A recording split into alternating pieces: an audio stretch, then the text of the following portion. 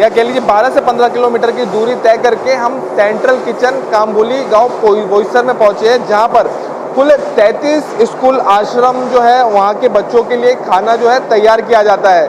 और यहाँ से जो है उन बच्चों के लिए खाना जो है एक गाड़ी के थ्रू जो है वहाँ पहुँचाई जाती है। और बाकी स्कूल्स के बीच में कुल 33 स्कूल हैं, जिसमें 17,000 बच्चों के लिए खाना यहीं से तैयार होके जाता है। और तकरीबन उन सारे स्कूल की जो दूरी है यहाँ से वो 7 से 8 किलोमीटर है, किसी की 10 किलोमीटर की है। और हम जहाँ नंदोड़े आश्रम स्कूल में थे वहाँ से यहाँ की दूरी तकरीबन 15 किलोमीटर की है।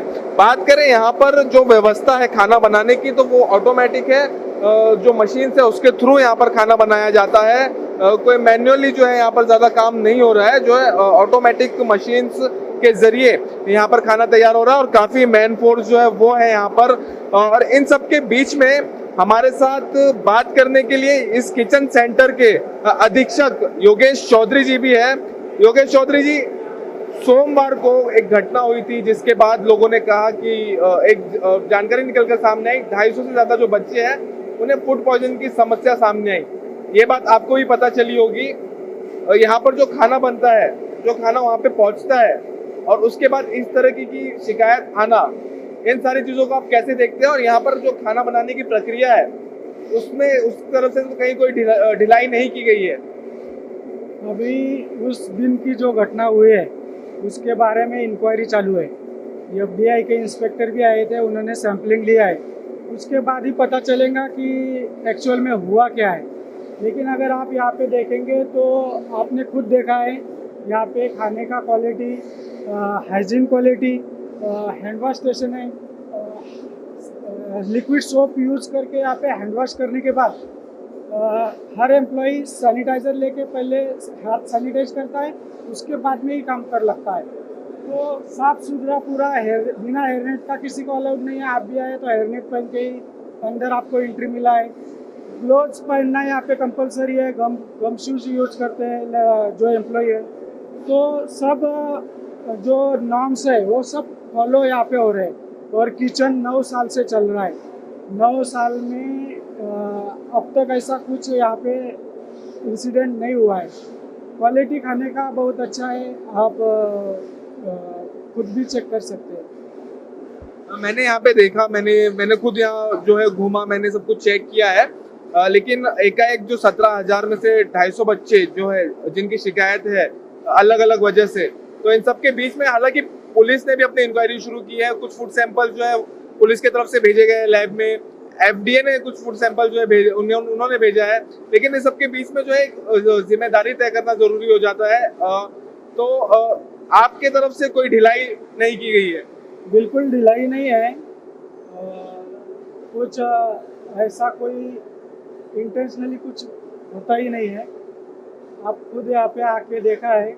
अभी फूड सैंपल लिए है, उसमें क्या निकल के आता है उसके बाद ही निकाल सकते हैं क्या हुआ है। हमारे साथ इस किचन सेंटर के अधीक्षक जो है योगेश चौधरी वो मौजूद थे। लेकिन इन सब के बीच में हर आदमी जो है अपनी अपनी सफाई जो है वो पेश कर रहा है। इन सब के बीच में जवाबदेही तय करना जो है वो बेहद जरूरी हो जाता है। वीडियो जर्नलिस्ट कुणाल के साथ नीतीश झा, इंडिया न्यूज।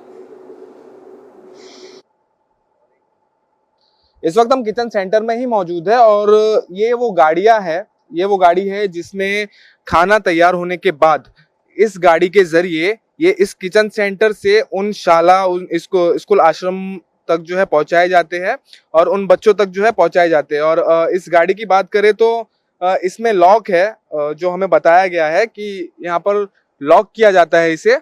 और इस लॉक की जो चाबी है, इस ताले की जो चाबी है वो सारे स्कूल्स में दी गई है और सारे स्कूल में इस ताले की एक ही चाबी जो है वो दी गई है। तो ऐसे में यहाँ से अगर खाना बन के जाता है तो बीच रास्ते में जो है खाने के साथ छिड़कानी नहीं कर सकता है कोई। हालांकि वहां पर खाना पहुंचने के बाद जो है उसके बाद उन्हें बच्चों को खाना परोसा जाता है। और इस बीच में यहाँ पर इस किचन सेंटर का निरीक्षण करने यहाँ के पूर्व सरपंच जो है वो भी आए थे, संदीप गहरात। इनसे भी बात करेंगे। सर, जो घटना हुई है, जो 250 बच्चे एकाएक बीमार हुए हैं, उसे कैसे देखते हैं? पहले आप। घटना जब घटी तब मुझे पता चला, लेकिन मैं बाहर गाँव था, मतलब मैं गुजरात गया था। उसके वजह से मैं पहुंच नहीं पाया। मैं आज मॉर्निंग आया और अभी जैसे स्कूल में है तो आप भी मिले मुझे। मैं आपको ये किचन के बारे में बताता हूँ। लगभग 9 साल पहले हमारे बीजेपी के बहुत बड़े नेताजी है चंद्रशेखर बावनकुले जी आए और ये जब बना तो उसका पूजा मतलब स्थापना ही उनके हाथ से हुई। और शुरुआत में 6 साल हमें टाटा ट्रस्ट ने चलाने के लिए इसमें सहकार्य किया। हमारे आजू बाजू वाले गांव वाले सब यहाँ पे काम करते, लेकिन आप ये किचन में किसी को भी डायरेक्ट नहीं ले सकते। इनको बेंगलोर में अक्षय पात्रा जो फाउंडेशन है उसके अंदर ट्रेनिंग दी जाती है कि आप यहाँ पे कैसा काम करना चाहिए, कैसे खाना बनाना चाहिए। तो वो ट्रेनिंग लेने के बाद ही इधर कोई भी काम कर सकता है। तो इधर जो आप देख रहे हैं ऑपरेटर्स वगैरह, जो चपाती बनाने की मशीन है, जो आटा लगाने की मशीन है, तो ये सब ट्रेन ऑपरेटर है। और ये 6 साल टाटा ट्रस्ट ने चलाने के लिए हेल्प की और उसके बाद में फिर अभी गवर्नमेंट चला रहा है।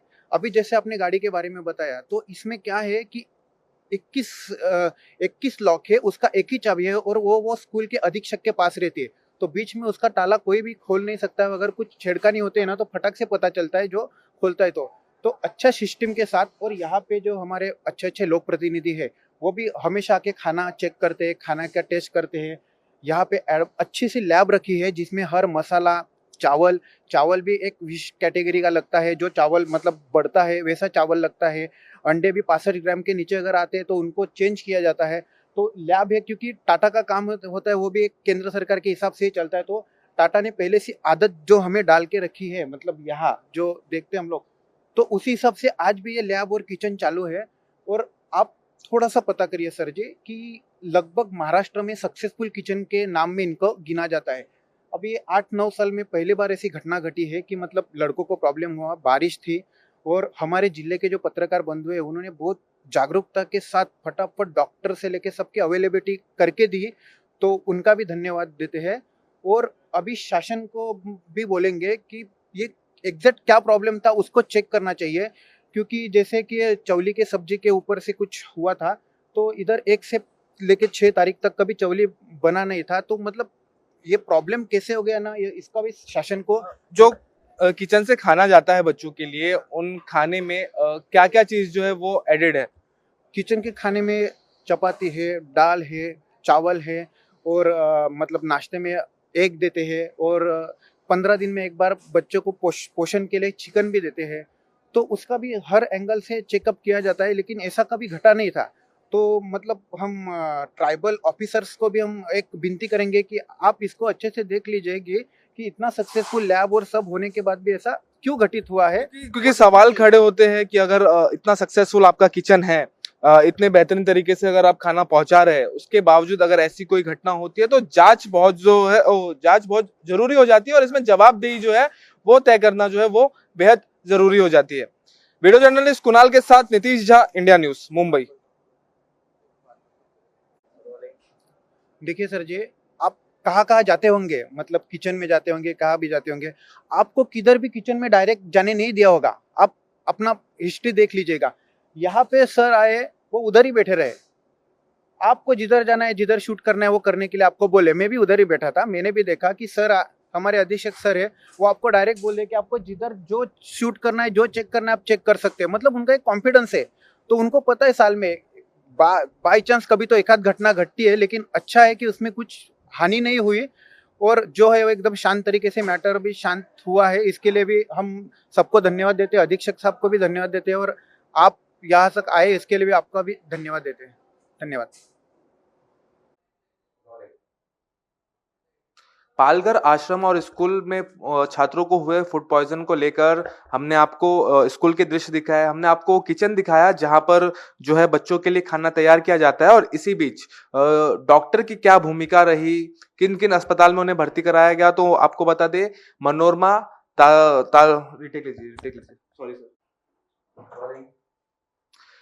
पालघर आश्रम स्कूल मामले में जो छात्रों को फूड पॉइजन हुआ था उन्हें अलग अलग अस्पताल में भर्ती कराया गया था।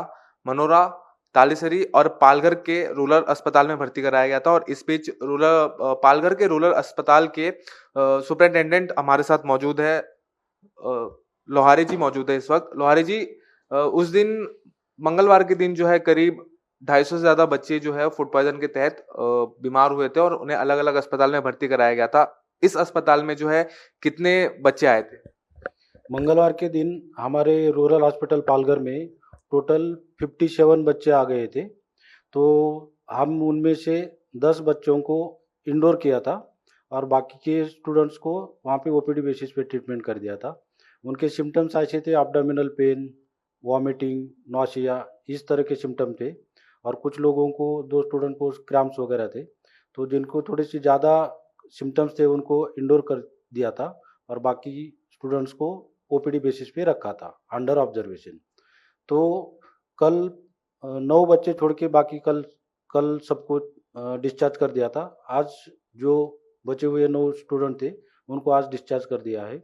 डिस्चार्ज के टाइम सबकी हेल्थ कंडीशन स्टेबल थी, बिल्कुल नॉर्मल थी।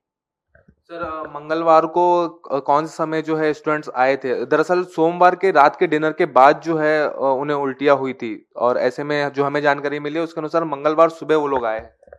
हाँ, सही बात है। मंगलवार को हमारे हॉस्पिटल में करीबन 11 बजे ये स्टूडेंट्स आए थे। तो जैसे आए उनको ट्रीटमेंट शुरू कर दिया था। हिस्ट्री लेने के बाद रात में खाने के बाद कुछ लोगों को ऐसे सिम्टम होने लगे थे और कुछ स्टूडेंट्स को सुबह सिम्टम्स होने लगे थे।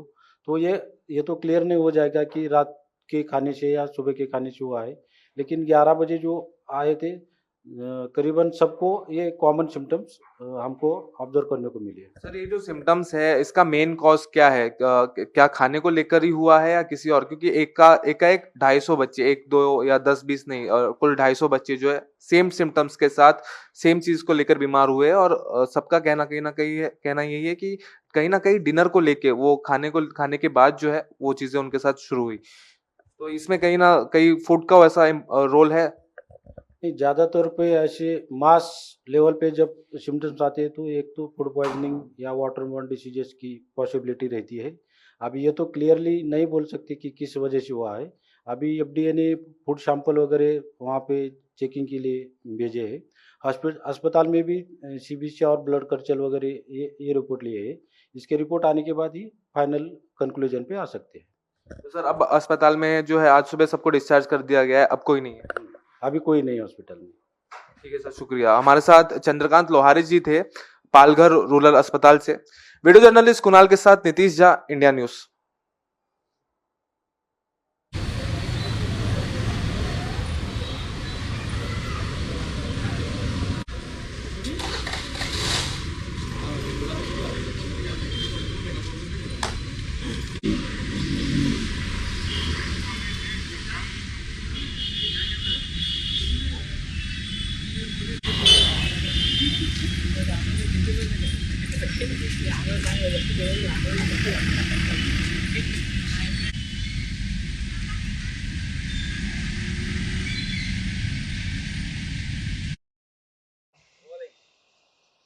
पालघर के आश्रम और स्कूलों में इस तरह की फूड पॉइजन की घटना काफी हैरान करने वाली है। हालांकि एफडीए और पुलिस ने फूड सैंपल्स को जांच के लिए भेजा है। पुलिस की तरफ से आगे की कार्रवाई जो है वो की जा रही है, लेकिन प्रशासन और सरकार पर भी इस तरह की घटना काफी सवाल और निशान खड़े करती है। हालांकि अब इस सब में देखना ये होगा कि जवाबदेही जो है वो कब तक तय की जाती है। हालांकि क्योंकि आपको बता दें, इस तरह की घटना 250 बच्चों का एक साथ बीमार होना काफी बड़ा भयंकर रूप भी ले सकता था, लेकिन इन सब में राहत की बात यही रही कि कोई बच्चा गंभीर रूप से बीमार नहीं हुआ। अब सरकार और प्रशासन का क्या रुख होगा ये देखना बेहद जरूरी हो जाता है। वीडियो जर्नलिस्ट कुणाल के साथ नीतीश झा, इंडिया न्यूज।